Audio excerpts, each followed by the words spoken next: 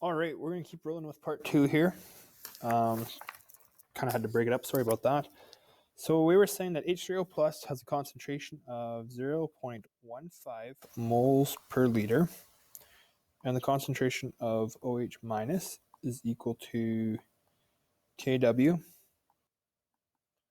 over H3O plus, which we know that the value of Kw is 10 to the negative 14.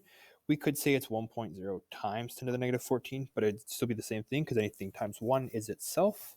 So 10 to the negative 14 over 0.15 moles per liter equals, you need a calculator for this, but it's 6.7 times 10 to the negative 14 moles per liter.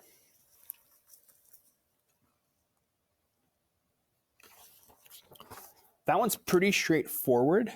I'm going to leave number 2 for you to look at in the notes, but we're going to do the third example here together, in which we're to determine the hydronium ion and hydroxide ion amount concentrations in 500 milliliters of an aqueous solution for home soap making containing 2.6 grams of dissolved sodium hydroxide.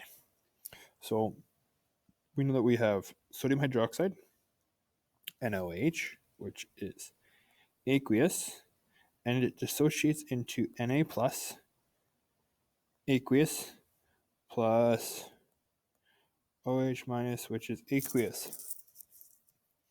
Now, all we know is that we have 2.6 grams. Mass is equal to 2.6 grams of sodium hydroxide.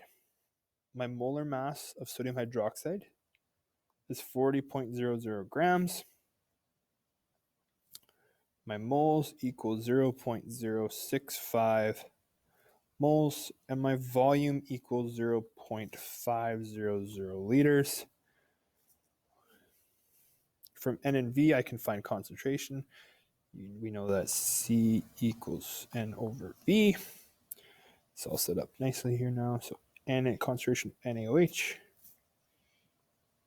equals 0.13 moles per liter.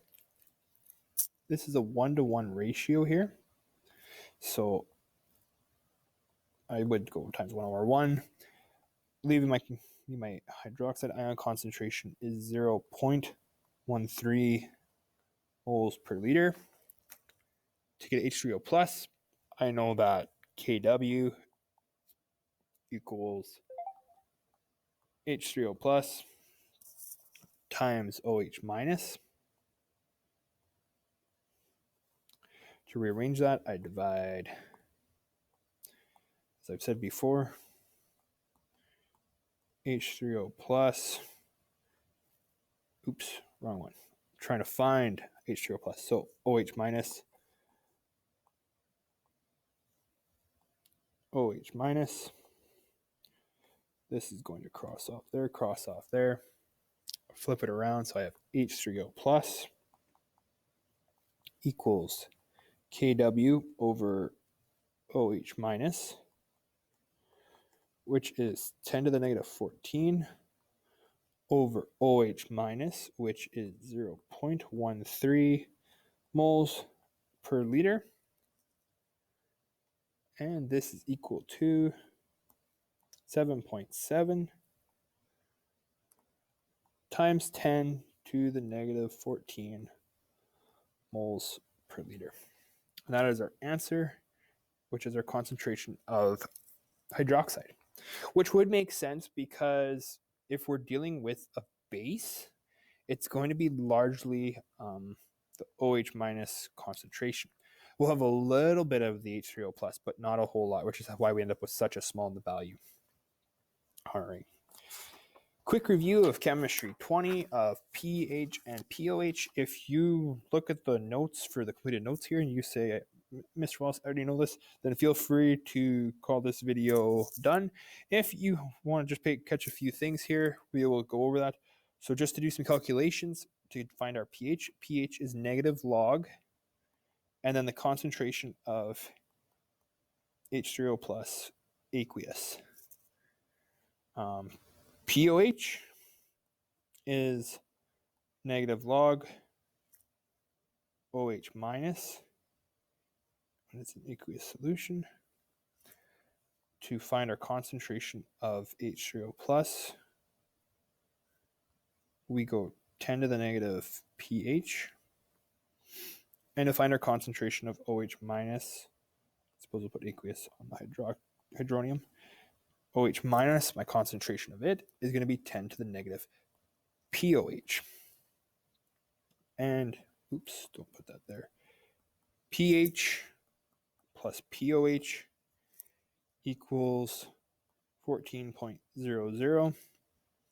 That's just how we do a few of the calculations to find our different things. We're often able to bounce from one thing to the other. So if I have a question and they're saying I need the hydronium ion concentration, but they only give me a POH, I would then find my, use this to find my hydroxide concentration to find my hydronium. We can use these to work to find the other parts of it. And then to find our POH and pH, we use this here. Both of them add up to 14.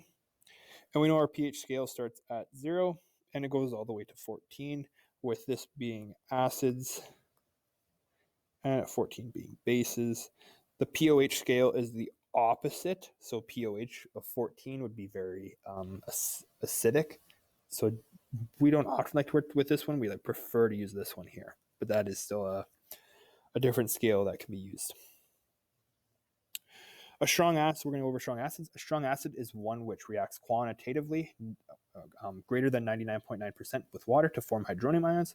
We have 6 strong acids. They're the ones that are in the top of your data table. So hydrochloric acid, nitric acid, sulfuric acid, hydrobromic acid, hydroiodic acid, and perchloric acid solution. So HCl, hydrochloric acid, is one of those.